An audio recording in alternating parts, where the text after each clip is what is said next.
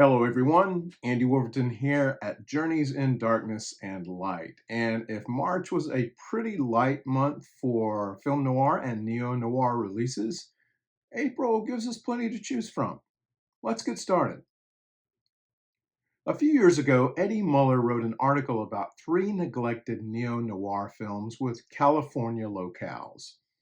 That trio included Cutter's Way from 1981, Devil in a Blue Dress 1995, and one you may have missed, The Minus Man. Owen Wilson, who typically plays a guy you can trust, goes against type here as Van, one of the slickest, most unassuming psychopaths in cinematic noir. Van earns the trust of nearly everyone he meets in the small town where he's recently moved. A married couple, played by Brian Cox and Mercedes Ruehl, who take him in as a boarder, his boss, and his co-worker Farron, played by Janine Garofalo. Yet, when the town becomes concerned about a series of local murders, Van acts as surprised as anyone else. But some of the people in Van's new circle of acquaintances suspect he's hiding something. This recent 2K restoration from Kino Lorber arrives on April the 9th and includes a new audio commentary by co-writer-director Hampton Fancher and producer Fida Ate, moderated by journalist author Max Every. On April the 15th, coming to us from Arrow, another box set of Film Noir Classics, Volume 2.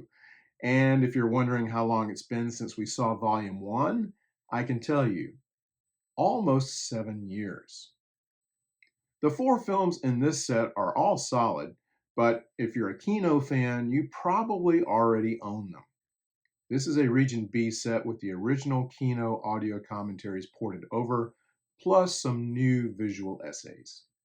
Often considered the first UK film noir, The Green Cockatoo from 1937, directed by William Cameron Menzies, opens with a young woman named Eileen, played by Renee Ray, arriving in London by train only to discover a man, played by Robert Newton, barely alive after being attacked by a gang.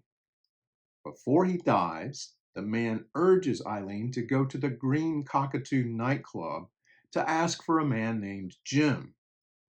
By this time, Eileen is suspected of the man's murder and isn't sure if meeting Jim, played by John Mills, will help or hurt her case with the police. Any film based on a Graham Greene story carries with it high expectations, and while The Green Cockatoo is entertaining, it suffers from an overzealous imitation of American hard-boiled lingo. Yet the film is worthwhile. Region A folks may remember that this film was previously paired with Dancing with Crime, 1947, on a Cohen Media Group release in 2022. This new Region B release on April the 15th is one of two from the British company Screenbound Pictures, and as far as I can tell, contains no extras. 1 week later, on April the 22nd, another Region B release from Screenbound Pictures, a Brit Noir previously released from the Cohen Media Group, Jigsaw from 1962, directed by Val Guest. Jigsaw, not to be confused with the 1949 film noir of the same name, borrows a documentary style used years earlier in The Naked City from 1948, and some would say to better effect. When a woman, played by Moria Redmond, confesses to her married lover, whom we do not see, that she's pregnant, the man murders and dismembers her, then vanishes. Two police inspectors attempt to reconstruct the final hours of the woman's life, hopefully leading to the identity of the killer.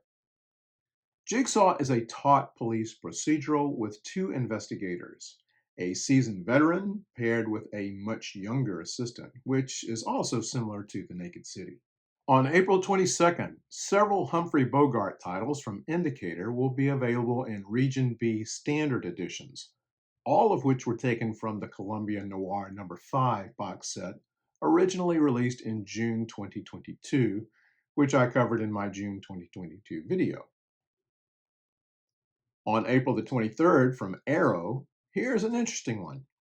The Scarface Mob from 1959, a Phil Carlson movie intended as a two-part TV pilot dramatizing Elliot Ness's pursuit of Al Capone during Prohibition.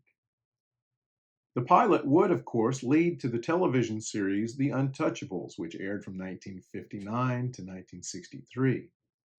This film stars Robert Stack as Elliot Ness and Neville Brand as Capone.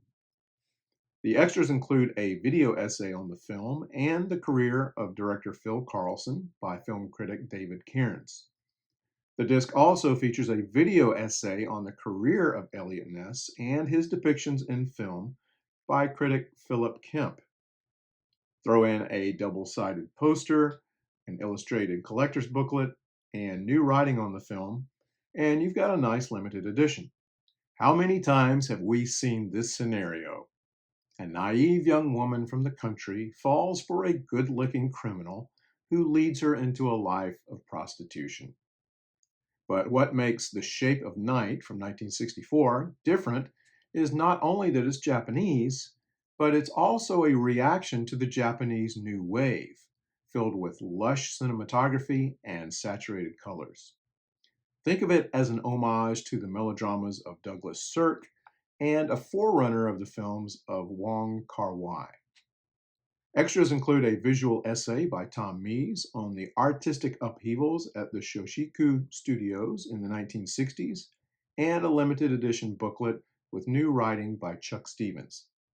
I'm very excited about this Region A release from Reliance Films on April the 30th.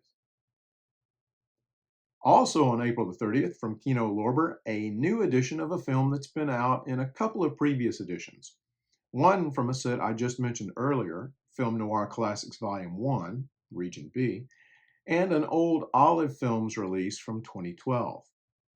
It's Fritz Lang's Secret Beyond the Door, starring Joan Bennett and Michael Redgrave. If you don't already own this title, it's a solid noir with Joan Bennett playing an heiress who marries a man, Michael Redgrave, she hardly knows, and then finds his home filled with strange rooms and stranger relatives. This release is struck from a new 4K restoration and features a new audio commentary by Alan K. Rohde.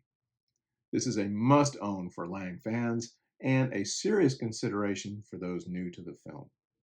Also on April 30th from Kino Lorber, here's an Edgar G. Ulmer picture that's not as well known as Detour, and perhaps is borderline noir at best. Bluebeard from 1944, a period noir set in 19th century Paris. John Carradine stars as Gaston, a painter, puppeteer who likes to strangle his beautiful young models once he's painted them. Yet Gaston's latest model, Lucille, played by Jean Parker, may be onto him, but is she too late in her discovery? This new 4K restoration by Paramount contains two new audio commentaries, one from film historians Gregory W. Mank and Tom Weaver, and another one from David Del Val. Now, I know some of you don't like to think that Westerns can also be film noir, but we've seen some pretty good Westerns released in the past few years that make a strong case for Western noir. Blood on the Moon, The Naked Spur, The Gunfighter, and this one coming our way from Warner Archive on April the 30th, The Devil's Doorway from 1950, directed by Anthony Mann with cinematography by John Alton. Robert Taylor plays Lance Poole, a Civil War hero and Congressional Medal of Honor recipient, returning home after the war, but he's not being welcomed. That's because he's a Native American from the Shoshone tribe, and Native Americans have no citizenship or property rights. As you can imagine, this leads to a huge conflict.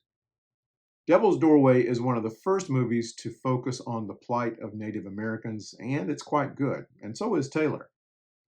Alas, no extras, but this release is struck from a new 4K restoration.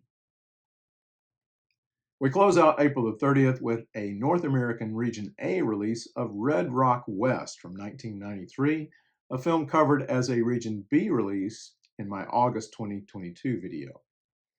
This is a standard edition similar to the Vinegar Syndrome exclusive edition that was released back in January. What you won't get in this standard edition from Vinegar Syndrome's sub-label Cinematograph is the hardcover collections of essays on the film. And that's going to do it for April. Release dates do change sometimes, and if they do, I will be sure to keep you posted. If I've missed anything, please let me know, and I will make corrections into the notes. If you enjoy my videos and would like to show your appreciation, you can buy me a cup of coffee, and here's how.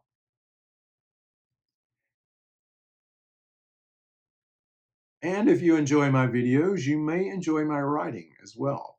I've just started a Substack newsletter focusing mostly on film. You can read most of those articles there for free. Others are only for paid subscribers, but I hope you'll check it out and consider becoming a paid or free subscriber. Again, most of those articles are free and shareable, so if you know of someone who might like them, feel free to share. Thanks for watching, everybody. Take care, be safe, and watch some great film noir.